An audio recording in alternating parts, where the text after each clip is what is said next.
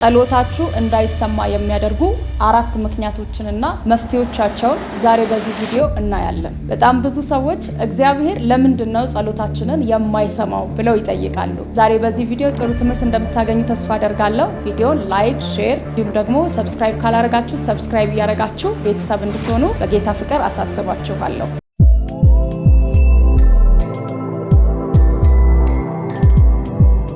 የብዙ ሰዎች ጥያቄ የሆነው እግዚአብሔር ፊት እንጸልያለን፣ እንጮሃለን፣ እንጾማለን፣ ነገር ግን ጸሎታችን ለምንድነው መልስ የማያገኘው? በውስጥ መስመር እንዲሁም ደግሞ ደውለው የሚጠይቁኝ ወዳጆች አሉ። ለሁሉም መልስ ይሆን ዘንድ ዛሬ በዚህ ቪዲዮ ሁላችሁም እንድትሰሙት ይሄንን መልእክት ለእናንተ አቅርቤላችኋለሁ። የመጀመሪያው እግዚአብሔር ጸሎታችንን እንዳይሰማ የሚያደርግ ወይም ደግሞ ለጸሎታችን እንቅፋት የሆኑ ነገሮች እግዚአብሔር ፊት ስንጸልይ ያለ ንስሐ መጸለይ። ብዙ ሰው በማወቅም ሆነ ባለማወቅ እግዚአብሔር ፊት ኃጢአት ይሰራል። እግዚአብሔር የማይወደውን ነገር ያደርጋል። ስድብ ሊሆን ይችላል። ሰርቶ አንድ ሰው በንስሐ ሳይመለስ እግዚአብሔርን ይቅር በለኝ ሳይል ቀጥታ ወደ ጉዳዩ ገብቶ የሚንበረከክ ሰው አለ። ለምሳሌ እግዚአብሔር እንዲያደርግለት የሚፈልገውን ነገር እግዚአብሔር አምላክ ሆይ ይሄን እንድታደርግልኝ እፈልጋለሁ፣ ይሄን እንድትሰጠኝ እፈልጋለሁ፣ በዚህ እንድትባርከኝ እፈልጋለሁ ይላል። ነገር ግን እግዚአብሔርን አስከፍቼዋለሁ ወይ፣ ባለማወቅም ሆነ በማወቅ እግዚአብሔርን በድዬዋለሁ ወይ በሚል መንፈስ፣ በመሰበር መንፈስ እግዚአብሔር ፊት በንስሐ አይጸልይም። ለዛ የሰማይ ደጆች ክፍት አይሆኑለትም። የሰማይ ደጅ እንዲከፈት የመጀመሪያው እግዚአብሔር ፊት ጸሎታችን የንስሐ መሆን አለበት። በክርስቶስ ኢየሱስ አንድ ጊዜ ኃጢአቴ ተሰርዮልኛል፣ ከዛ የተነሳ ንስሐ ባልገባም ችግር የለውም፣ ንስሐ ብገባም ችግር የለውም፣ እግዚአብሔር አንዴ በልጁ ሰርቶ ጨርሶልኛል የሚል ሰው፣ እንደዚህ አይነት አመለካከት ያለው ሰው ብዙ ሰዎች አሉ። ነገር ግን ያ ጸሎታችሁን እንዳይሰማ እንዲዘገይ፣ የለመናችሁት ልመና ፈጥኖ መልስ እንዳያገኝ ያደርግላችኋል። ስለዚህ መጽሐፍ ቅዱስ ምን ይላል? ትንቢተ ኢሳይያስ ምዕራፍ 59 ከቁጥር 1 ላይ የእግዚአብሔር ቃል እንደዚህ ይላል። እነሆ የእግዚአብሔር እጅ ከማዳን አላጠረችም፣ ጆሮቹም ከመስማት አልደነቆረችም። ነገር ግን በደላችሁ በእናንተና በአምላካችሁ መካከል ለይታለች፣ እንዳይሰማም ኃጢአታችሁ ፊቱን ከናንተ ሰውሮታል ይላል። ስለዚህ እግዚአብሔር እናንተን እንዳይሰማ ወይ ምላሽ እንዳይሰጣችሁ የሚያደርገው ያጠፋችሁት ጥፋት ሊሆን ይችላል፣ ሰውን መግፋት ሊሆን ይችላል፣ ሰውን መናቅ ሊሆን ይችላል። እናንተ ዘንድ ይሄ ኃጢአት አይደለም ብላችሁ የምታስቡት ግን እግዚአብሔር ዘንድ ሲታይ ኃጢአት ሆኖ የሚታይ እርኩሰት፣ የድፍረት ኃጢአት፣ ያለማወቅ ኃጢአት፣ እንዳለ ኃጢአት የሚባሉ በሙሉ እግዚአብሔር ፊት ጸሎታችሁ እንዳይሰማ ያደርጋል እንጂ እግዚአብሔር እናንተን ከመስማት እናንተን ደግሞ ከመርዳት እጆቹ አላጠረችም። ሁሉ እጁ ሰፊ ናት። ሁሉንም መስማት የሚችል አቅም አለው። በአንድ ጊዜ በሁሉ ስፍራ መገኘት የሚችል ነው አምላካችን። የእናንተን ጸሎት መልስ እንዳያገኝ ያደረገው ግን ንስሐ አለመግባታችሁ፣ እግዚአብሔርን ምህረት አለመጠየቃችሁ፣ በክርስቶስ ኢየሱስ ፊት አለመንበርከካችሁ በንስሐ ያ ነው አንዳንድ ጊዜ ጸሎታችሁ መልስ እንዳያገኝ የሚያደርገው። ለዚህ መፍትሄው ምንድነው ታዲያ? ለዚህ መፍትሄው እግዚአብሔር ፊት ለጉዳዮቻችሁ ከመቅረባችሁ በፊት እግዚአብሔር ሆይ ይሄንን አድርግልኝ፣ ጤንነቴን ባርከው፣ ልጆቼን ባርክ፣ ስራ ስጠኝ፣ ባርከኝ ብላችሁ ከመለመናችሁ በፊት እግዚአብሔር አምላክ ሆይ በማወቅም ሆነ ባለማወቅ ፊትህን አሳዝኜ ከሆነ በድዬህ ከሆነ አጥፍቼ ከሆነ ምህረት ይብዛልኝ ብላችሁ በምህረት ወደ ጸጋው ዙፋን ስር መቅረብ ይኖርባችኋል። እግዚአብሔር ፊት በንስሐ መፍሰስ ይኖርባችኋል። ከልባችሁ ለሰራችሁት ኃጢአት ላስተዋላችሁትም ሆነ ላላስተዋላችሁት ኃጢአት እግዚአብሔር ፊት ይቅርታን መጠየቅ አለባችሁ። አንደኛ የዮሐንስ መልእክት ምዕራፍ 2 ከቁጥር 1 ላይ የእግዚአብሔር ቃል እንደዚህ ይላል። ልጆች ሆይ ኃጢአትን አታድርጉ፣ ነገር ግን ኃጢአትን ባደረጋችሁ ጊዜ በአብ ዘንድ ጠበቃ አላችሁ፣ እርሱም ጻድቅ የሆነው ኢየሱስ ክርስቶስ ነው ይላል። ኃጢአትን ባደረጋችሁ ጊዜ፣ ባጠፋችሁ ጊዜ ዛሬም ድረስ ደሙ ትኩስ የሆነው ደግሞ ጻድቅ የሆነው እናንተን ከእግዚአብሔር ጋር ማስታረቅ የሚችል የሚማልደው የክርስቶስ ኢየሱስ ደም ፊት እንደገና በንስሐ መውደቅ፣ ኃጢአታችሁን ለእግዚአብሔር መናዘዝ፣ ጸሎታችሁ መልስ እንዲያገኝ እንዲሰማላችሁ፣ እንዲሰማ ብቻ አይደለም እንዲፈጥንላችሁም ጭምር ያደርጋል። ስለዚህ ልጆች ሆይ በምንም አይነት ኃጢአት ውስጥ ብትሆኑ ብትመላለሱ፣ እያጠፋችሁ እየበደላችሁ ቢሆን እንኳን ዛሬም ድረስ ይቅር ሊላችሁ የሚችል የክርስቶስ ኢየሱስ ደም የታመነ ነው። ወደ ጸጋው ዙፋን ስር ስትቀርቡ ጻድቅ የሆነው እንከን ያልተገኘበት የክርስቶስ ኢየሱስን ስም እግዚአብሔር አምላክ ሆይ በልጅ በክርስቶስ ኢየሱስ ይቅር በለኝ እያላችሁ እየጠራችሁ ንስሐ መግባት አለ አለባችሁ። የዚያ ጊዜ ጸሎታችሁ መልስ ያገኛል። ሁለተኛው ነጥብ ደግሞ እግዚአብሔር ፊት ጸሎታችሁ እንዳይሰማ የሚያደርገው ምንድነው? አሁንም እግዚአብሔር ፊት እጸልያለሁ፣ እጮሃለሁ፣ አነባለሁ፣ ቀን ሌሊት አልልም፣ እተጋለሁ፣ ነገር ግን ጸሎቴ መልስ አያገኝም። ሁለተኛው ይቅር አለ ማለት ነው። ብዙ ሰዎች በድለዋችሁ ሊሆን ይችላል፣ አስከፍተዋችሁ ሊሆን ይችላል፣ ሰብረዋችሁ ሊሆን ይችላል፣ ትዳራችሁ ፌል እንዲያደርግ ምክንያት ሆነው ሊሆን ይችላል፣ ስራ በሮቻችሁን አዘግተውባችሁ ሊሆን ይችላል፣ በጣም ብዙ ሰባብረዋችሁ መነሳት አቅቷችሁ ለረጅም ዘመን በእነሱ ምክንያት ዋጋ እየከፈላችሁ ሊሆን ይችላል። ነገር ግን ያ ሐዘናችሁ፣ በሰው ላይ ያላችሁ ቅሬታና ቂመኝነት ጸሎታችሁ መልስ እንዳያገኝ ያደርጋል። አይ እኔ እኮ ተበድያለሁ፣ ብዙ ዋጋ ከፍያለሁ፣ እንደዚህ አስከፍተውኛል፣ በደላችሁን እየናቅኩት ወይም እያቃለልኩት አይደለም። በጣም ተሰብራችሁ ሊሆን ይችላል፣ ተከፍታችሁ ሊሆን ይችላል። ነገር ግን እግዚአብሔር ሊመልስላችሁ ካለው የጸሎት መልስና ከበረከታችሁ ያ ሐዘን አይበልጥም። አንዳንድ ሰው ነፍስ እስከ መግደልም ሊሆን ይችላል እናንተን ያስከፋችሁ የበደላችሁ፣ ብዙ ነገራችሁን አታችሁ ዋጋ እየከፈላችሁ ሊሆን ይችላል በሰዎች ምክንያት፣ በተበደላችሁት በደልና ሐዘን ምክንያት። ያ ግን እግዚአብሔር ፊት ዕለት በዕለት ብትጮሁ፣ እግዚአብሔር ፊት ዕለት በዕለት ብትቀርቡ፣ እግዚአብሔር ፊት አድርግልኝ፣ ባርከኝ፣ ለውጠኝ እያላችሁ ብትጮሁ ቀናችሁ እየጨመረ አመታቶቻችሁ እየጨመረ ድካማችሁ እየጨመረ ይሄዳል እንጂ እግዚአብሔር ፊት በቅሬታ ሆናችሁ በቂመኝነት ሆናችሁ በሰው ላይ አዝናችሁ ቆማችሁ የምትጸልዩት ጸሎት መልሳችሁን እንዲያዘገየው ፈጥኖ እንዳይመለስባችሁ ያደርጋል። እንዴት ይቅርታ ማድረግ ከብዶኛል፣ እንዴት ነው ይቅር ማለት የምችለው? እናንተን ክርስቶስ ይቅር እንዳላችሁ፣ ለእናንተ እንደተተወላችሁ፣ እግዚአብሔር ሁሉን በክርስቶስ ጠቅልሎ እንደተወ ይቅር እንዳለላችሁ ልክ እንደዛው በደላችሁን ለበረከታችሁ ስትሉ፣ ሊከፈትላችሁ ላለው ደጅ ስትሉ፣ እየጸለያችሁ ላላችሁት መልስ ስትሉ፣ ለራሳችሁ ጥቅም እግዚአብሔር ፊት እነዛን ሰዎች ይቅር ማለት መቻል አለባችሁ። እነሱ ህይወታቸው እየቀጠለ ሊሆን ይችላል። እነሱ መንገዳቸው አልተዘጋም ሊሆን ይችላል። ነገር ቀንቶላቸው ሊሆን ይችላል። እናንተን የበደሉ ሰዎች ለምልመው ሊሆን ይችላል። እናንተ እነሱ ላይ በማዘናችሁ ምክንያት ግን መለወጥ በነበረባችሁ ልክ እንዳትለወጡ ትሆናላችሁ። መባረክ በነበረባችሁ ልክ እንዳትባረኩ ትሆናላችሁ። ታዲያ ለዚህ መፍትሄው ምንድነው? መፍትሄው እነሱን ይቅር ማለት። እግዚአብሔር አምላኬ ሆይ ሰብረውኛል፣ በድለውኛል፣ ጎርተውኛል፣ መንገዴን ዘግተዋል፣ ተስፋ አስቆርጠውኛል፣ ግን በልጅ በክርስቶስ እኔ ይቅር እንደተባልኩኝ እኔ ደግሞ እነዚህን ሰዎች ይቅር ብያችኋለሁ። የዚያ ጊዜ እግዚአብሔር ፊት ጸሎታችሁ መልስ ማግኘት ይጀምራል።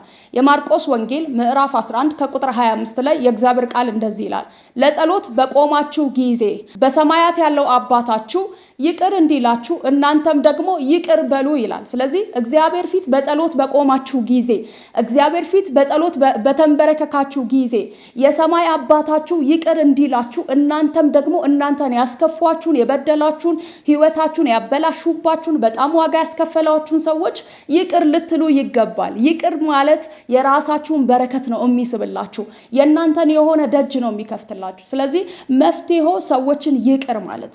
ይከብደኛል፣ ያቅተኛል፣ ጸጋው ያስችላችኋል። ይቅር ማለት ከብዶኛል፣ አልችልም፣ ጸጋው ያስችላችኋል። እግዚአብሔር እንዲረዳችሁ፣ መንፈስ ቅዱስ እንዲያግዛችሁ ዛሬ ይህንን ሰው፣ ያስከፋኝን ሰው፣ የበደለኝን ሰው፣ መንገዴን ያበላሸብኝን ሰው እግዚአብሔር አምላኬ ሆይ ይቅር ብያለሁ፣ ይቅር ማለት የምችልበትን አቅምና ጸጋ ኃይል ስጠኝ ብላችሁ እግዚአብሔር ፊት ጸልዩ። የዚያ ጊዜ በእርግጥም ደግሞ እግዚአብሔር ለጸሎታችሁ መልስን ይሰጣል። ከበረከታችሁ ሊከፈትላችሁ ካለው ደጅ፣ ከሰላማችሁ፣ ከጤንነታችሁ፣ ከትዳራችሁ፣ ምድራዊ ላይ ከሚደረግላችሁ መልካም ነገር፣ እንዲሁም ደግሞ እግዚአብሔር ሊክሳችሁ ካለ ካሳ፣ ቂመኝነቱ ስለማይበልጥባችሁ ይቅር ብላችሁ ከእግዚአብሔር እጅ በረከታችሁን ተቀበሉ። እግዚአብሔር ደግሞ እነሱ ከበደላችሁ በላይ እናንተ እነሱን ይቅር ስትሉ የተሻለ ነገር አሳልፎ ይሰጣችኋል። ስለዚህ ሁለተኛው ነጥብ ሰዎችን ይቅር በሏቸው። ሶስተኛው ነጥብ ደግሞ በጥርጣሬ እግዚአብሔር ፊት መጸለይ። በጥርጣሬ ሁኔታችሁን እያያችሁ፣ ማዕበሉን እያያችሁ፣ የደረሰባችሁን ችግር እያያችሁ እናንተ እንደማትፈቱት፣ እናንተ እንደማትችሉት፣ በእናንተ እንደማይሆን ስለተረዳችሁ ነው አይደል እግዚአብሔር ፊት የምትጸልዩት። በቃ ይሄን ነገር እኔ አልችለውም፣ እግዚአብሔር አምላክ ይሄ ነገር ከኔ አቅም በላይ ነው፣ ይሄ ነገር ከኔ ችሎታ በላይ ነው፣ ከኔ እውቅና በላይ ነው ብላችሁ አይደል እግዚአብሔር ፊት የምትንበረከኩት።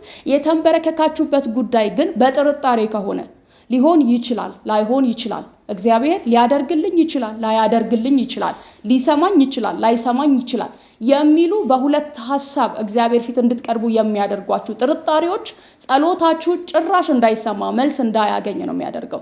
እግዚአብሔር ፊት ስትንበረከኩ አይደለም ገና ለመንበርከክ ስታስቡ ራሱ እግዚአብሔር ያ እናንተን የከበዳችሁን ነገር ለእናንተ ያቃታችሁን ነገር መስራት እንደሚችል ባለ ሙሉ እምነት ሆናችሁ ከምር እግዚአብሔርን አምናችሁት መንበርከክ ስትጀምሩ እግዚአብሔር ጸሎታችሁን ይሰማል። ያችን ሴት ታስታውሷታላችሁ አይደል? 12 ዓመት ሙሉ ደም ይፈሳት የነበረች ሴት አምና ስለጀመረች ነው የልብሱን ጫፍ ስትነካ መልሷን ወዲያው በሰውነቷ ያረጋገጠችው። ስለዚህ እግዚአብሔር እናንተ የሚከብዳችሁ ነገር ለእግዚአብሔር አይከብደውም።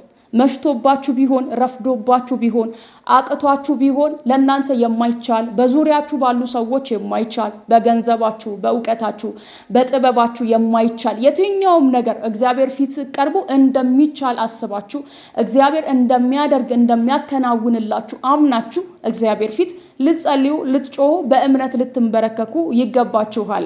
ስለዚህ እስከዛሬ ጸሎቴ መልስ እንዳያገኘው ያደረገው እንቅፋት ምንድነው? አለማመናችሁ፣ እግዚአብሔርን መጠራጠራችሁ። በዚህ አጋጣሚ በእንግሊዝ ሀገር ላይ አንድ የሰማሁትን ታሪክ ልንገራችሁ። ወንጌላዊ ጆርጅ ይባላል እና አገልጋይ ነው። ነገር ግን ወላጅ አልባ ህፃናቶችን ያሳድጋል። ታዲያ አንድ ቀን 300 የሚያክሉ ህፃናት ባሉበት ግቢ ውስጥ ቁርስ የሚያቀርቡት እህል አልነበራቸውም እና ሰራተኛቸው ወደ ጆርጅ ሄዳ ጆርጅ ሆይ ዛሬ ለልጆቹ ቁርስ ማቀርብላቸው ምንም ነገር የለኝም ብላ ነገረችው። ጆርጅም ልክ እንደ ወትሮ ልጆቹ መመገቢያቸው ስፍራ ላይ እንዲቀመጡ አድርጊያቸው፣ ለሁሉም ሳህናቸውን ስጫቸውና ስጨርሽ ጥሪኝ አላት። ከዚያ በኋላ አሰናርታ ከጨረሰች በኋላ ጆርጅ ጨርሻለሁ ብላ ጠራችው። ልክ ጆርጅ ከሄደ በኋላ በፊት እንደሚያደርገው ከዚህ ቀደም እንደሚለው እግዚአብሔር ፊት ቆመና እንደዚህ አለ። እግዚአብሔር አምላኬ ሆይ ይህንን ምግብ ስለሰጠህን እናመሰግንሃለን። የሰጠህንን ምግብ ባርክልን። በጌታ በኢየሱስም ይሄ ምግብ በፊት የተባረከ ይሁን ብሎ ወትሮ እንደሚያደርገው እግዚአብሔር ፊት ልክ ምግብ እንዳለ ነገር አምኖ ጸለየ። ከዚያ በኋላ በሚገርም ሁኔታ ጸሎቱን እንደጨረሰ የጆርጅ ትልቁ በር ተንኳኳ። ከዛ በኋላ ጆርጅ ሊከፍት በሄደ ጊዜ አንድ ዳቦ ጋጋሪ ነው በሩን ያንኳኳው። ጆርጅ ሆይ ሌሊቱን ሙሉ ዳቦ እግዚአብሔር አስጨንቆኝ ለልጆች ስጋግርላቸው ነው ያደርኩት እና እባክህን ለምን እንደተጨነቅኩ አላውቅም፣ እንቅልፍ እንኳን አልተኛውም። ይኸውና ለሁሉም የሚበቃ ዳቦ ጋግሬልሃለሁ፣ ትኩስ ነው፣ ለልጆች ስጥልኝ ብሎ አመጣና ሰጠው። ከዛ በኋላ ጆርጅ ደስ እያለው ሁሉም ሳህን ላይ የተሰጠውን ዳቦ አደረገ። ልክ እሱን እንደጨረሰ ደግሞ ሁለተኛ ጊዜ የጆርጅ ግቢ ተንኳኳ። አሁንም ግቢውን ሊከፍት ሄደ። አንድ ወተት የሚያከፋፍል ሰው ነው። ጆርጅ በዚህ ጋር እያለፍኩ ልክ አንተ በርጋ ስደርስ ወተት ማመላለስበት ጋሪ ተበላሸብኝ። ይሄ እስኪስተካከል ሌላ እስኪቀይር ድረስ ወተቱ መበላሸቱ አይቀርምና እባክን ለልጆችህ አጠጣልኝ ብሎ ለምኖ ወተቱን አሳልፎ ሰጠው። አሁንም ወተቱን ቀድቶ ሰጣቸው። የሚገርማችሁ ነገር በዚህ ታሪክ ውስጥ ምን መሰላችሁ? ትልቁ ነገር ጆርጅ ነገሩ እንዳለ አምኖ ነው የጸለየው። ነገሩ እንደሚመጣ አስቦ ምናምን አይደለም፣ እንዳለ አምኖ እግዚአብሔር ሆይ ይሄንን ምግብ ስለሰጠህን አመሰግናለሁ። ስለዚህ እግዚአብሔር ፊት ነገርየው እንዳለ አምኖ ስለጸለየ የእምነት ልብ ስላለው እግዚአብሔር ፊት ይጠብቁ የነበሩ ህፃናቶች አላፈሩ። እግዚአብሔር አላሳፈራቸው። ትልልቅ ሰዎችን አይደለም ሊመግብ የጠራው፣ ብላቴኖች ናቸው፣ ትንንሽ ናቸው፣ ይጠብቃሉ። ከጸሎቱ በኋላ መልስ ባይመጣ የታለ ምግቡ ብለው ማያገናዝቡ ህፃናት ፊት ነው ይሄንን ጸሎት የጸለየው። እግዚአብሔርን ስላመነ ግን እምነቱ በረከቱን እንዲጎትትለት አድርጎታል። ስለዚህ እግዚአብሔር ፊት ስትጸልዩ ነገርየው እንደሚሆን አምናችሁ ወይም ደግሞ እንዳለ እርግጠኛ ሆናችሁ እግዚአብሔር ዘንድ እንደሚቻል እርግጠኛ ሆናችሁ መጸለይ መቻል አለባችሁ። የዚያ ጊዜ እምነታችሁን አይቶ እግዚአብሔር ሊሆን ያለውን በረከታችሁን አሳልፎ ይሰጣችኋል። እግዚአብሔር ፊት በእምነት ጸልዩ። የያዕቆብ መልእክት ምዕራፍ 1 ከቁጥር 6 ላይ የእግዚአብሔር ቃል እንደዚህ ይላል፣ ነገር ግን በምንም ሳይጠራጠር በእምነት ይለምን። የሚጠራጠር ሰው በንፋስ የተገፋና የተነቀነቀ የባህር ማዕበልንም ይመስላል ይላል። እየተጠራጠረ መጸለይ በንፋስ እንደሚሄድ ወይም ደግሞ በባህር ላይ ያለ ማዕበል አለ አይደለ? ሚንሸዋሸው ልክ እንደዛ ነው። ስለዚህ እግዚአብሔር ፊት እየተጠራጠረ ባለማመን መንፈስ እየጸለየ ስለሆነ ያለው ይሄ ሰው መልስን አያገኝም። መፍትሄው ምንድነው? ቅድም እንደነገርኳችሁ እንደ እምነት አባት እንደ ጆርጅ ነገሮች እንዳሉ አምናችሁ እግዚአብሔር እንደሚችል አውቃችሁ ለሰው የማይቻል ለእግዚአብሔር ይቻላልና ይላል እግዚአብሔር ቃል።